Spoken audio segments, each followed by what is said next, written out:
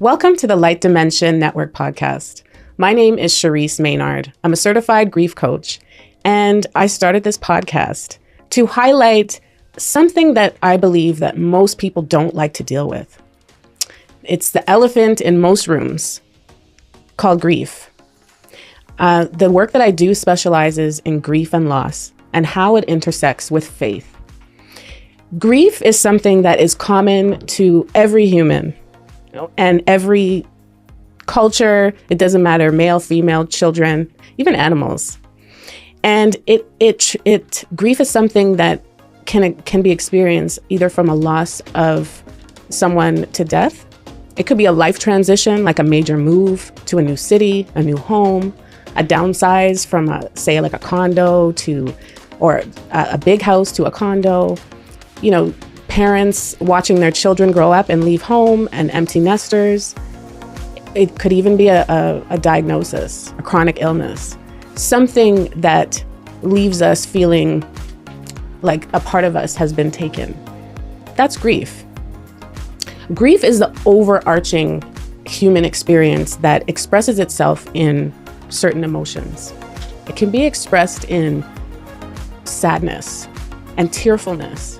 It could be expressed in anger, anxiousness, and also in reticence, which is like a quiet place where, you just end up being silent, almost like you're lost, right? Like you've resigned yourself into this quiet place where nobody can really find you. And actually, you yourself are not sure how to locate who you are in the midst of a loss. And so that is the work that my life has really called me to do.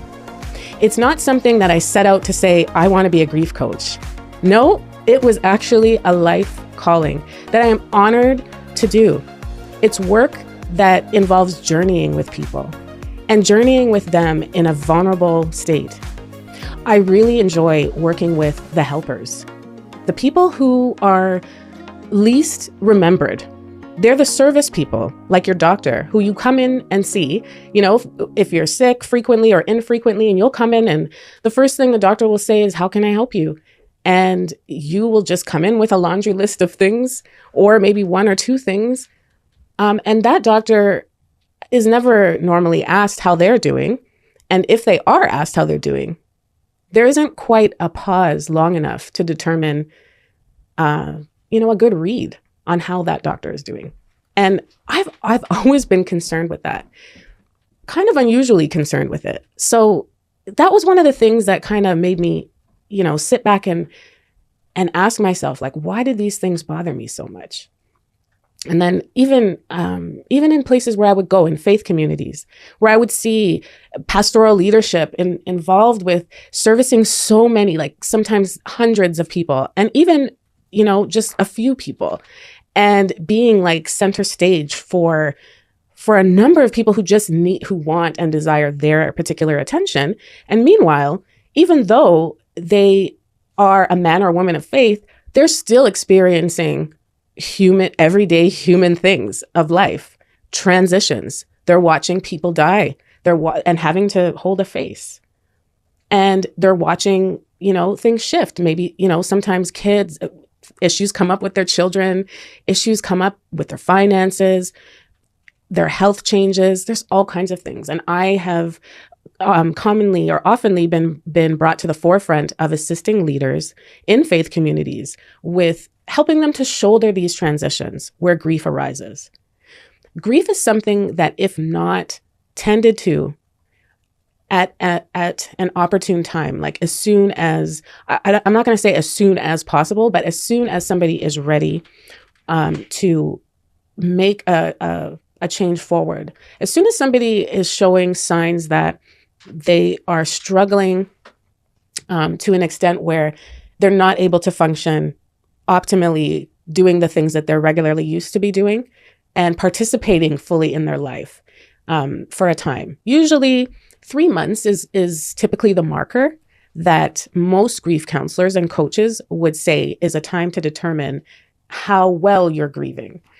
And while it's not a one size fits all by any stretch, it's just a determination of time that has been agreed to, right?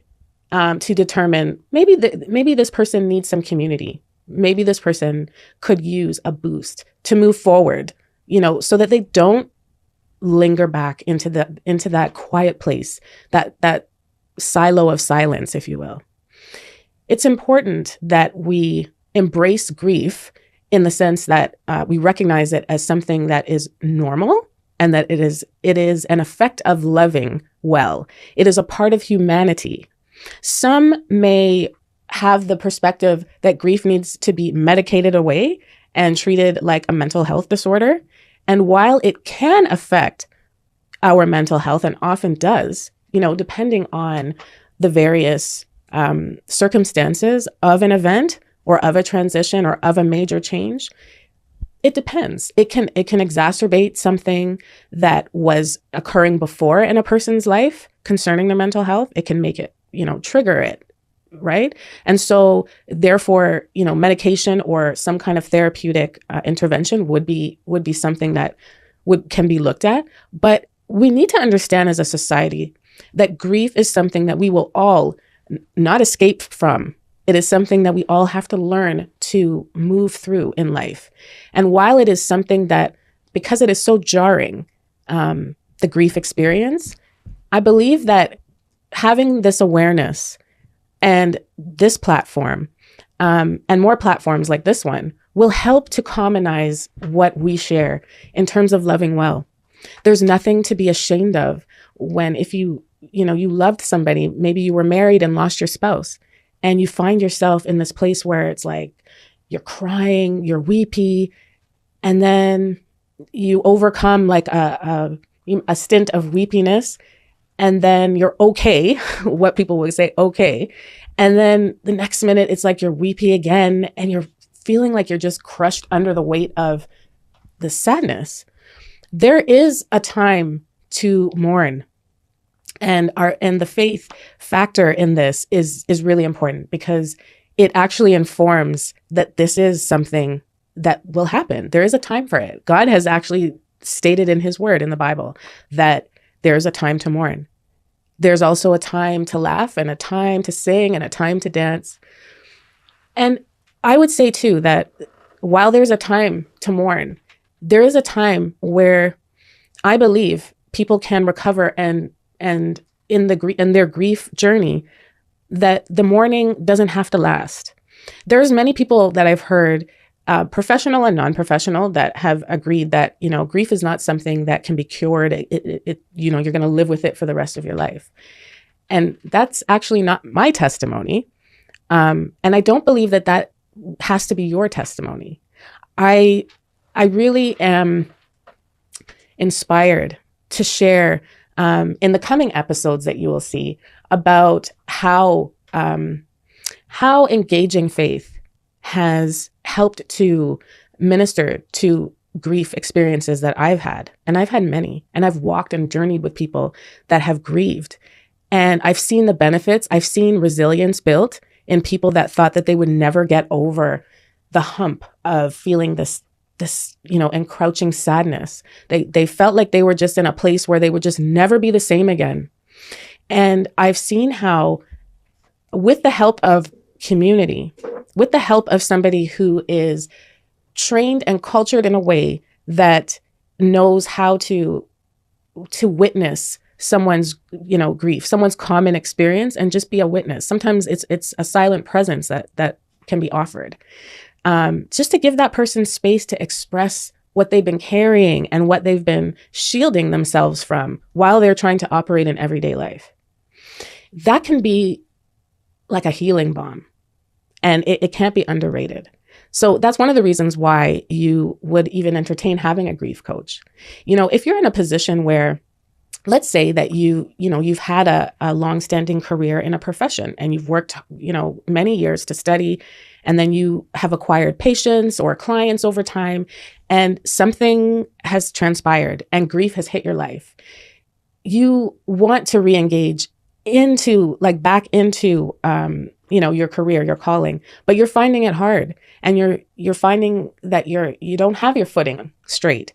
This is where coaching can be a valuable tool, where you have somebody where you can check in with them, express those feelings, but also gain portable tools. Sometimes it is being in a session. For example, what I do with clients is help them to anchor themselves in the moment. I help them to remember, to maximize moments. A lot of times we go so fast. Our culture is like, it's defined by how quickly we get through a process. And oftentimes we don't want to process. We don't want to go through that nasty word called process, because it causes us to confront some things inside of us that are uncomfortable. It causes us to confront the vulnerability, right? And if you are one who has to hold a face, as a leader, it's very difficult to maintain that standard and still emerge healthy and somebody who, is resilient and somebody who's whole at the end of the day. You can't do that without help.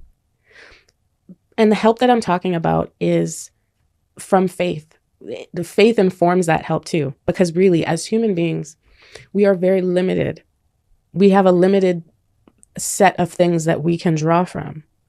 And then when something like grief, which, like I said, could come in the form of, a new diagnosis, a health change, a relationship breakdown, a divorce, a death, losing a job, a career, a dream.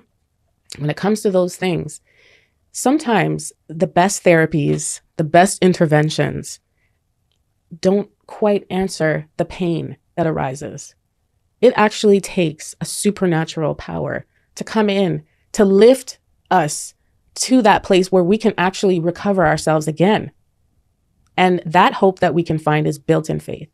That is what I have found through the many losses that I have personally journeyed through, where I didn't even know that there was help available external to me, right? When I had faith, but I didn't know how to engage it early on when I had some major instances of loss. My first year of university, sadly, one of my friends,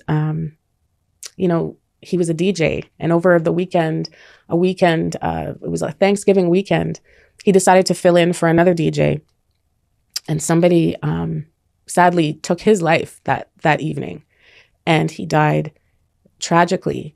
And the news about that was very extremely jarring. And because it was so sudden and so incredibly painful, he was the only son for his parents. And he was such a vibrant soul who impacted so many of us students. First year, Carleton University, first year being away from home. And he was actually in the company of some other friends of ours in my residence room, probably 2 days before I got that horrible, horrible news.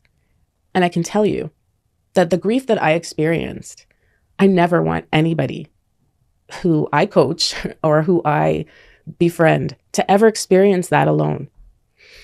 And so that was just one of the many experiences that I've had where I actually had to just do this thing like raw and rough and uncut. And I looked to God, but I also didn't know, how to actually surrender those feelings over. I didn't actually know how much to carry and how much to give away, and even how, what did that look like? I just did everything rough, everything just based on how it just felt. But I have learned from limping along through my life, and eventually, I didn't even know how I was going to get through the year with school, with study, with even the degree. And thank God I was able to graduate. It was so much trauma and sadness that really was seeking to bury me, because I didn't know how to handle it. And so we need to understand that things will happen. It doesn't mean that something as crazy as that will happen to you, but maybe it might happen to a friend or a coworker. And we need to be able to be equipped to manage each other, right? To not look at grief or look at things that happen and think that we're ill-equipped to deal with it, because this is a human experience, right? Certain lessons aren't taught even in school, certain life lessons. And I believe grief is one of them, that it needs to be on the agenda, because even in school, there's many things that children in the schoolyard grieve. Being bullied, having to come through, like, having an experience being bullied, and then having to come into that same environment, and how do you emerge from that when you're affected, right? We need to teach people. We need to teach each other. And in learning about grieving and what is the kind of grief that really goes into that zone of, this is chronic and this is like really bad. And then what is kind of like classic case grieving, right? We need to know, right? So that we can know to identify those things in one another, so that we can just be that hand up, right? And we can listen to each other. This is not work that is just for the counselor, just for the doctor, just for the coach. This is for us as humans to be better friends, to be informed about something that we all face, right? It's something that can help us to rise to just that new level of light. The light dimension was an inspired name that in my quiet prayer time with my journal, the Lord gave me the light dimension. I was thinking, oh, maybe the light direction. But the Lord said, no, call it the light dimension. I didn't exactly know why. I wanted to know, like, what does that name mean exactly? And it was given to me about 6 years ago, just at the time of 2020, ahead of the pandemic. And over those years, the name has really informed the work. The light dimension speaks of a place where we access supernatural light. God lives in the realm of unapproachable light. It's so lit up that it would consume us. But it is such a powerful place that we can encounter with God. And that's the only place that ministers to grief. That's the only place that can heal incredible sadness and take us out of things that would quickly easily bury us and take us out. That's the only answer that I have put to the test, and that really needs to be more in the forefront in terms of how do we deal with the elephant in the room called grief. Grief is something where if it's not tended to, right? And what can happen, especially in this culture now, is that there's so many things happening. It could pile, like something could happen today, and then next week, another thing that provokes grief comes out.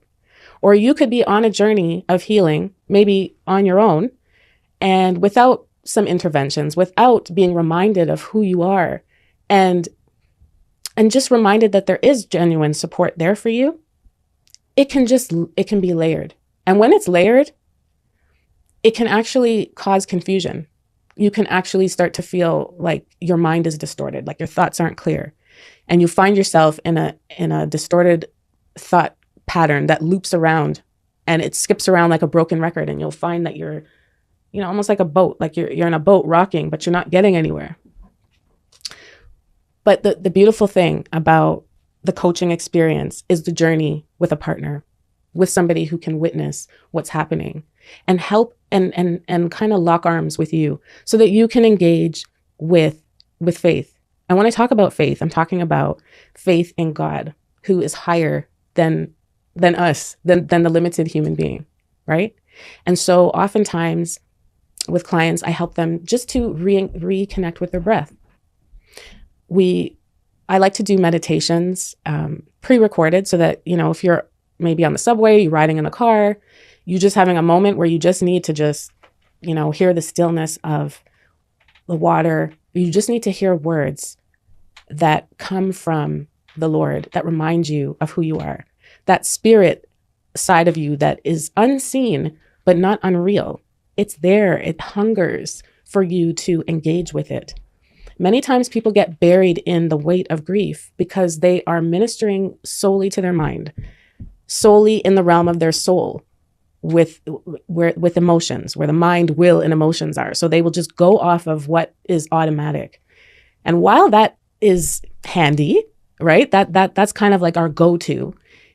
if you are taught to engage with your spirit that is connected all the time with God, you will find that it's like instead of taking stairs, you're taking an escalator up to where you want to go in terms of recovery and reinstilling hope and revitalizing you as a person, a whole person. One of the other things that I like to do is this is part of the training that I like to give people, is that before you're going to encounter a loss or a major transition, is to make a list. And it's almost like a crisis plan, if you will, right? The things that make you feel comfortable. If there's candies you like, if you like a warm blanket, if you like to feel like the weight of like a weighted blanket or a stuffed animal, I'm talking about on a good day for comfort. Maybe when it's like snowy outside or it's raining or you're just feeling low. What are those things that are quick comforts? Favorite TV show, maybe a playlist of songs that really speak to you. Create these things, put them on a list and then just tuck it away. Keep it close to like maybe your bedside, but handy enough that in the event that something happens and somebody asks you, how can I help you? You have that list there. Because guaranteed, there are events in life that provoke grief where sometimes you have no words to even identify what could help you in a moment. But sometimes just having that list, you don't have to talk. You just hand it to the person and they can be like, okay, I know that they like, baked chicken with mashed potatoes and gravy and like, I don't know, gummy bears, nice warm blanket, hot coffee from Tim's with, whatever. It's just something so that you have this and you don't have to talk, right?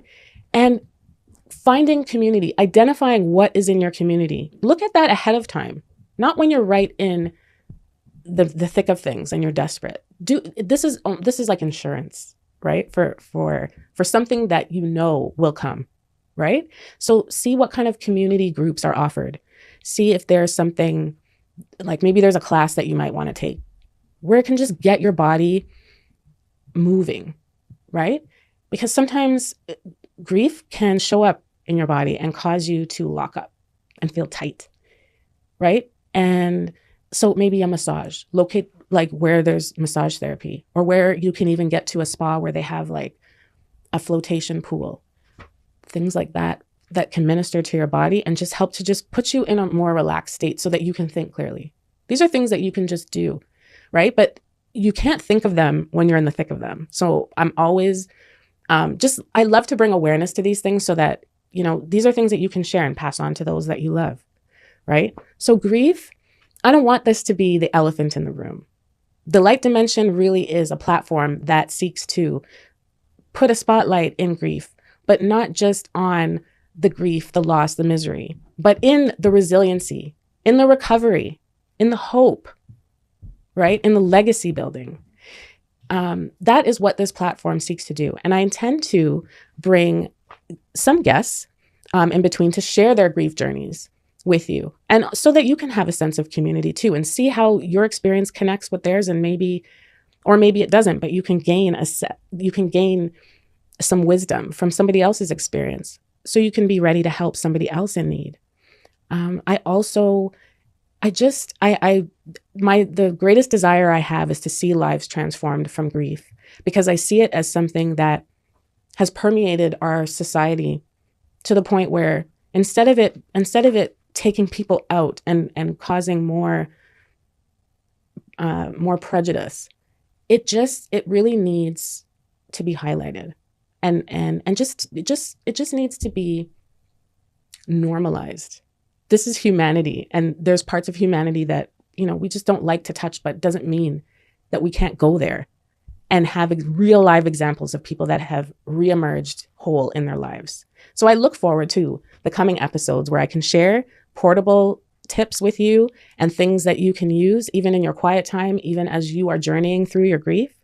And I welcome you to engage in the comments, share with me things that you might have questions on that I can create content for you and address those concerns. And I welcome you to send me an email. I will put my contact information in the comments, and we can engage like that too. If you require somebody to come and speak in your organization or your church, or to connect for group or individual one-to-one coaching sessions. I am